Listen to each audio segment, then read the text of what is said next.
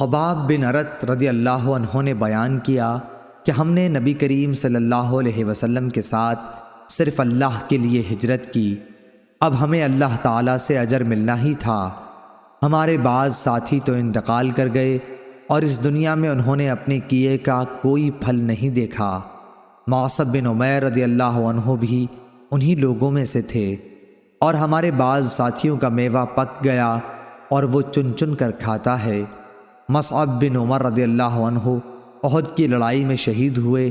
ہم کو ان کے کفن میں ایک چادر کے سوا اور کوئی چیز نہ ملی، اور وہ بھی ایسی کہ اگر اس سے سر چھپاتے ہیں تو پاؤں کھل جاتا ہے، اور اگر پاؤں ڈھکتے تو سر کھل جاتا۔ آخر یہ دیکھ کر نبی کریم صلی اللہ علیہ وسلم نے ارشاد فرمایا کہ سر کو چھپا دیں اور پاؤں پر سبز گھاس ازخر نامی ڈال دیں۔ صحیح بخاری حدیث نمبر 1276۔ عبدالعزیز بن ابی حازم نے بیان کیا، ان سے ان کے باپ نے اور ان سے سہل رضی اللہ عنہ نے، کہ ایک عورت نبی کریم صلی اللہ علیہ وسلم کی خدمت میں ایک بنی ہوئی حاشیہ دار چادر آپ کے لیے تحفہ لائی۔ سہل بن سعد رضی اللہ عنہ نے حاضرین سے پوچھا کہ تم جانتے ہو چادر کیا؟ لوگوں نے کہا کہ جی ہاں، شملہ۔ سہل رضی اللہ عنہ نے کہا کہ ہاں شملہ، تم نے ٹھیک بتایا۔ خیر، اس عورت نے کہا کہ میں نے اپنے ہاتھ سے اسے بنا ہے اور آپ صلی اللہ علیہ وسلم کو پہنانے کے لیے لائی ہوں۔ نبی کریم صلی اللہ علیہ وسلم نے وہ کپڑا قبول کیا۔ آپ صلی اللہ علیہ وسلم کو اس کی اس وقت ضرورت بھی تھی، پھر اسے ازار کے طور پر باندھ کر آپ صلی اللہ علیہ وسلم باہر تشریف لائے تو ایک صاحب عبد الرحمن بن عوف رضی اللہ عنہ نے کہا کہ یہ تو بڑی اچھی چادر ہے، یہ آپ صلی اللہ علیہ وسلم مجھے پہنا دیجئے۔ لوگوں نے کہا کہ آپ نے مانگ کر کچھ اچھا نہیں کیا، رسول اللہ صلی اللہ علیہ وسلم نے اسے اپنی ضرورت کی وجہ سے پہنا تھا اور تم نے یہ مانگ لیا، حالانکہ تم کو معلوم ہے کہ حضور صلی اللہ علیہ وسلم کسی کا سوال رد نہیں کرتے۔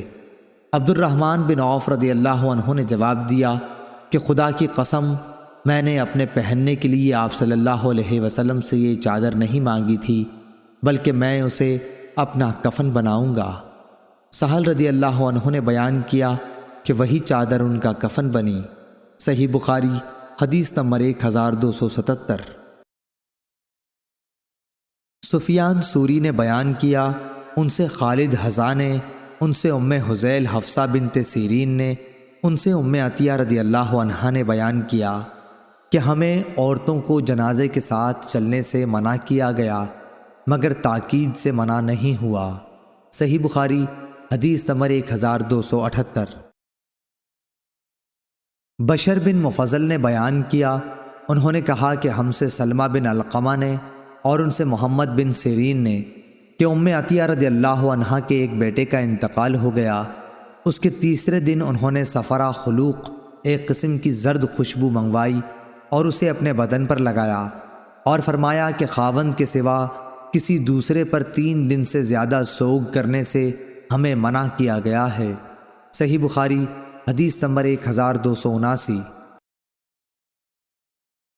حمید بن نافع نے زینب بنت ابی سلمہ سے خبر دی کہ ابو سفیان رضی اللہ عنہ کی وفات کی خبر جب شام سے آئی تو ام حبیبہ رضی اللہ عنہا ابو سفیان رضی اللہ عنہ کی صاحبزادی